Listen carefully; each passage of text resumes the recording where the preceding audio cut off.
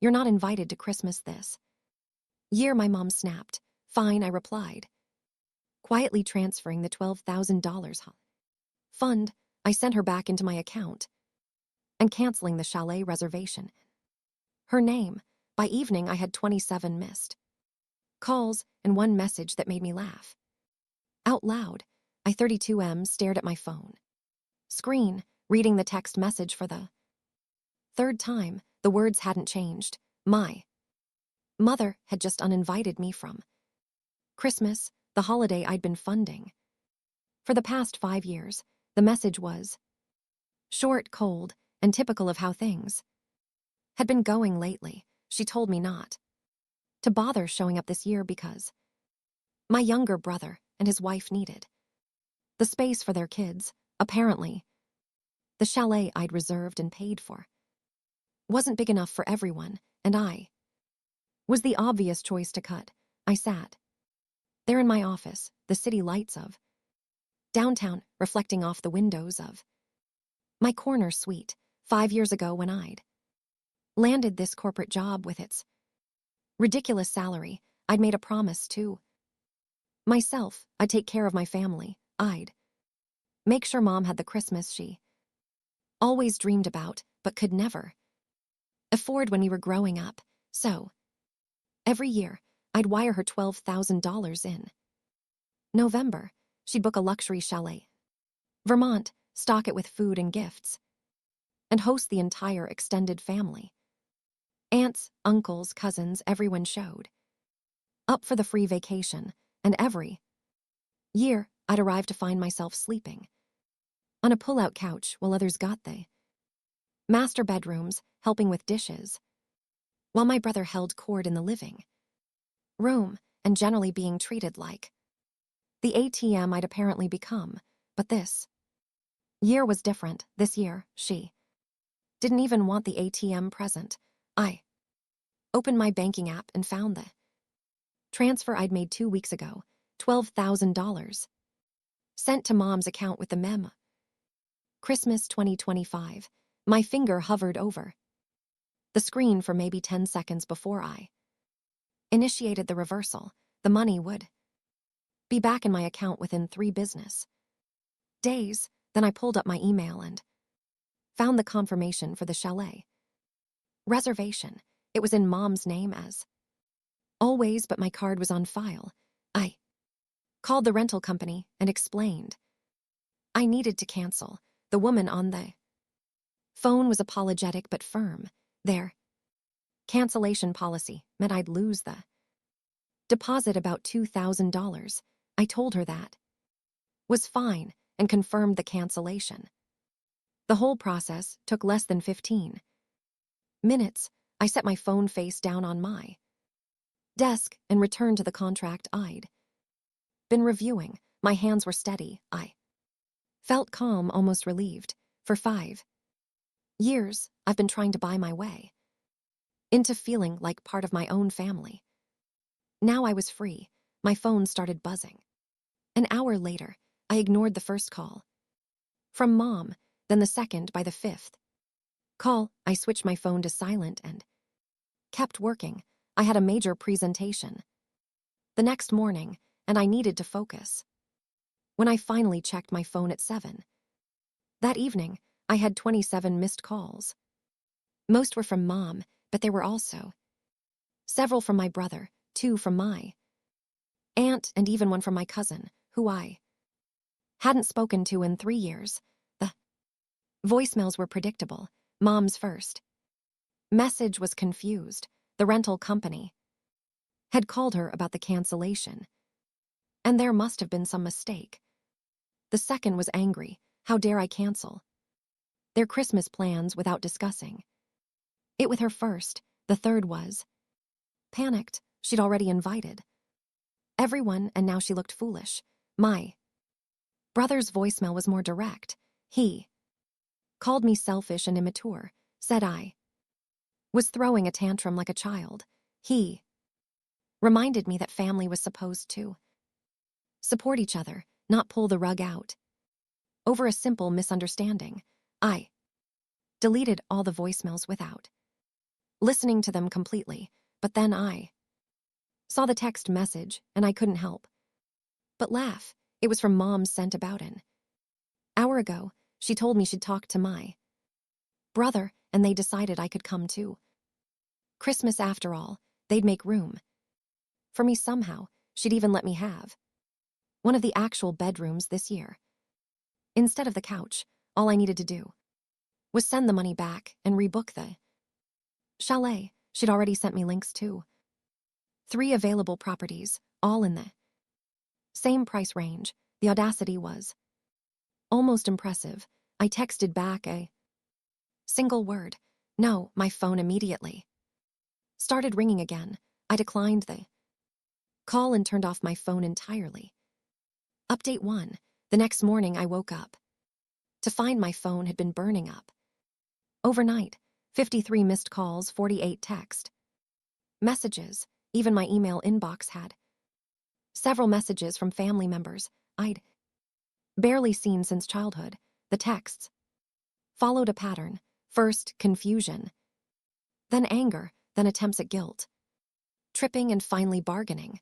Mom offered to let me have the master bedroom. My brother suggested we could split the cost this year. He'd contribute $2,000 if I covered the rest.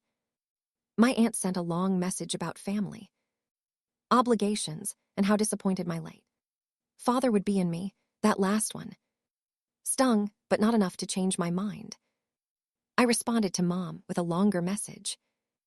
This time, I explained that I'd spent $60,000 over 5 years funding Christmas vacations where I was treated like an unwelcome guest. I told her that being uninvited was actually a relief because it showed me exactly where I stood.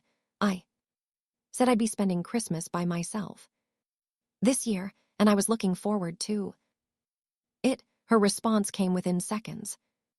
She insisted I was being dramatic and taking things out of context. The text about not coming to Christmas was just her being stressed. She hadn't really meant it. I was her son, and of course, I was always invited. I didn't reply. Work became my refuge that week.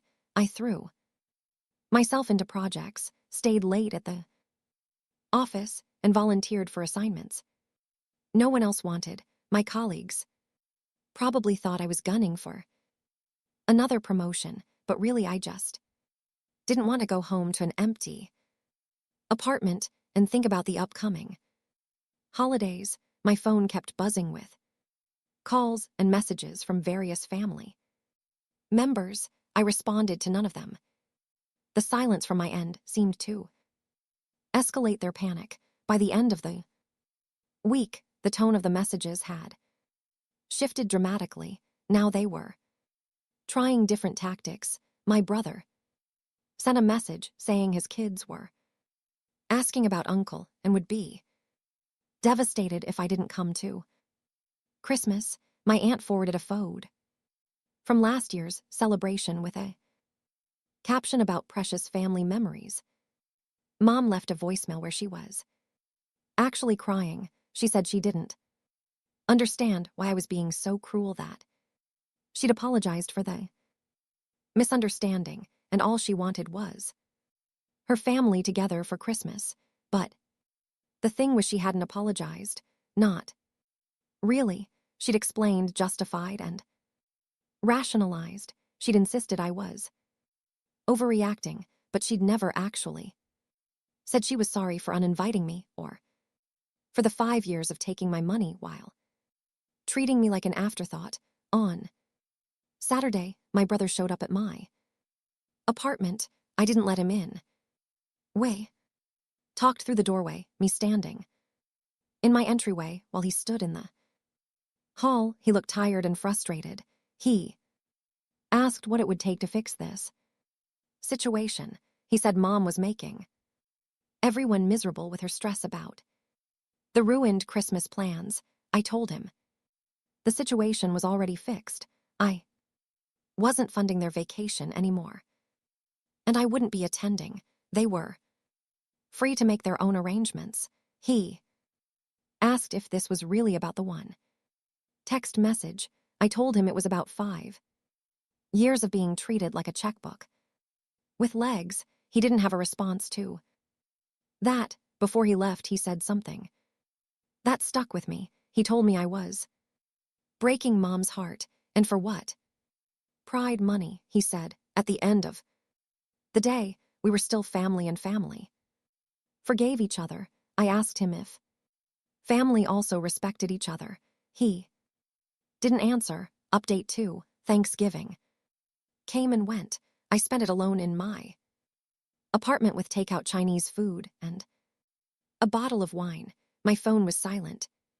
For the first time in weeks, apparently, the family had gathered at my aunt's house for Thanksgiving, and no one had thought to invite me. The irony wasn't lost on me. The Monday after Thanksgiving, I got an email from Mom.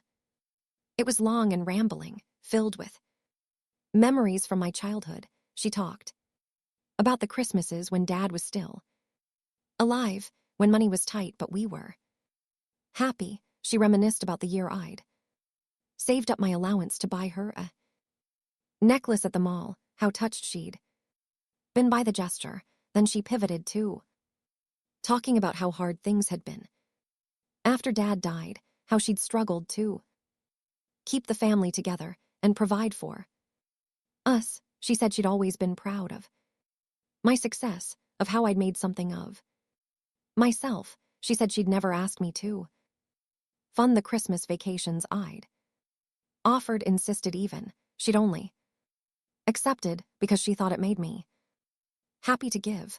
The email ended with a plea. She asked me to reconsider, too. Remember that family was all we had in this world. She said Christmas wouldn't be Christmas without me there. I read the email twice, then closed my laptop without responding. The truth was more complicated than she wanted to acknowledge. Yes, I'd offered to fund the first Christmas vacation, but that was after she'd spent an entire dinner complaining about how she wished she could give everyone a nice holiday, but couldn't afford it on her fixed income. I'd been making good money for the first time in my life, and I'd wanted to help. I'd wanted to be the hero, but somewhere along the way, my generosity had become an expectation. The thank yous had stopped, the gratitude had faded, and I'd been too afraid of rocking the boat to say anything about it until now. 2 weeks before Christmas, my cousin called me. She was the one family member I'd actually liked spending time with before distance and busy lives had pulled us apart. We talked for almost an hour. She told me the family was in chaos. Mom had tried to organize a scala-down Christmas at her house, but it wasn't going well. People were arguing about who should contribute money, who should host, who should do the cooking. Apparently, when I'd been funding everything, I'd also been the neutral party that kept everyone's egos in check. She asked me if I was really planning to spend Christmas alone. I told her I was, and I was fine with it. She said that sounded lonely. I said it sounded peaceful. Before we hung up, she said something that surprised me. She told me she didn't blame me for stepping back. She said she'd watched over the years as I'd been taken for granted, and she'd wondered when I'd finally had enough. She said she hoped I'd find a way to be happy, whether that included the family or not. It was the first conversation I'd had about this situation where someone actually listened instead of trying to fix things or convince me I was wrong. 3 days before Christmas, I was working late at the office when my phone rang. It was an unknown number, but something made me answer. It was Dad's brother, my uncle. I hadn't seen him in years. He'd had a falling out with Mom ages ago over something I'd never fully understood. We'd exchanged Christmas cards, but nothing more. He told me he'd heard about the situation From my cousin, he said he wasn't calling to take sides or get involved in family drama. He just wanted me to know that if I wanted company on Christmas, his door was open. He lived upstate with his wife, just the two of them since their kids had moved away. No pressure, no expectations, just an offer. I surprised myself by accepting. Christmas Eve, I drove 3 hours north to my uncle's house. It was a small ranch-style place on 2 acres of land covered in snow. His wife answered the door with a warm hug and ushered me inside, where it smelled like cookies and coffee. We spent Christmas Day eating too much food, watching old movies, and talking about everything except the family drama. They asked about my job, my hobbies, what I'd been reading. They treated me like a person, not a problem to be solved or a resource to be tapped. On Christmas night, sitting by their fireplace with a glass of whiskey, my uncle asked me what I planned to do moving forward.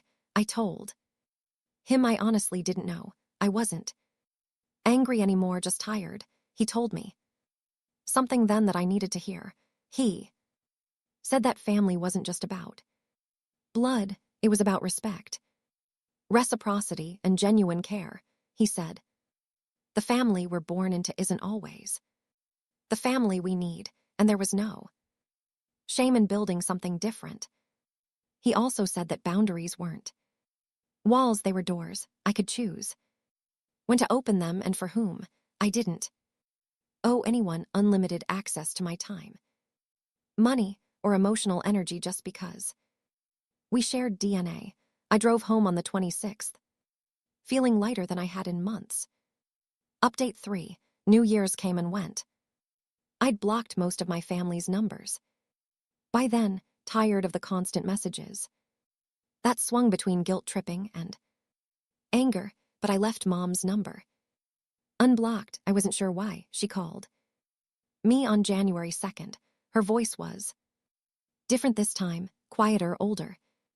Somehow, she asked if we could meet for coffee. I hesitated, then agreed. We met at a diner, halfway between our places. She looked smaller than I remembered, more fragile. We ordered coffee and sat in uncomfortable silence for a few minutes. Then she started talking. She said she'd spent the holidays thinking about everything that had happened. She said my brother had hosted Christmas at his house and it had been stressful and expensive and nothing like the celebrations I'd funded. She said people had complained, argued, and left early. She said she finally understood what I'd been trying to tell her. I waited, saying nothing. She apologized then. Really apologized. She said she'd taken me for granted, that she'd gotten so used to my generosity, she'd forgotten it was a gift, not an obligation. She said the text uninviting me had been cruel and unfair, born from stress, but inexcusable nonetheless. She said she didn't expect me to forgive her immediately or at all, but she needed me to know she was sorry. I asked her why it had taken losing the money and the vacation for her to realize how she'd been treating me. She didn't have a answer to that. We talked for 2 hours. She cried a little. I didn't, but I listened, really listened, and tried to hear what she was saying beneath the words. When we finally left the diner, I told her I needed time. I said I wasn't ready to jump back into family gatherings and obligations. I said if we were going to rebuild our relationship, it needed to be on different terms. Terms where I was valued as a person, not a bank account. She said she understood. She asked if she could call me sometimes just to talk. I said yes. It's been 6 months now. Mom and I talk on the phone every couple of weeks. The conversations are still sometimes awkward, but they're real. She asks about my life and actually listens to the answers. She tells me about her week without segueing into requests for money. or complaints about other family members. I had lunch with my cousin last month. I've exchanged a few texts with my aunt, but I haven't spoken to my brother, and I haven't attended any family gatherings. I'm not ready for that yet. Maybe I never will be. I've been using the money I would have spent on Christmas to fund other things. Vacation to Japan, a down payment on better apartment, donations to charities that actually appreciate the support. I've been investing in myself and my own happiness instead of trying to buy acceptance from people who didn't value me. Some people might think I overreacted to one text message, but it wasn't really about the text. It was about 5 years of being invisible while everyone enjoyed the fruits of my labor. It was about finally having enough self-respect to walk away from a dynamic that was slowly destroying me. The $12,000 I took back was the best money I ever spent because it bought me my freedom and my dignity.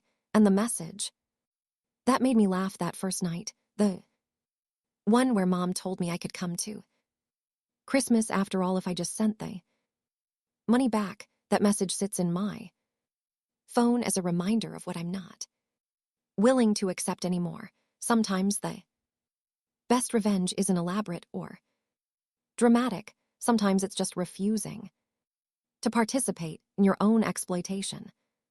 Sometimes it's taking back your power and walking away with your head held high. I'm not sure what the future holds for my relationship with my family, but I know one thing for certain. I'll never again let anyone treat my generosity as their entitlement, and I'll never again mistake being needed for being loved.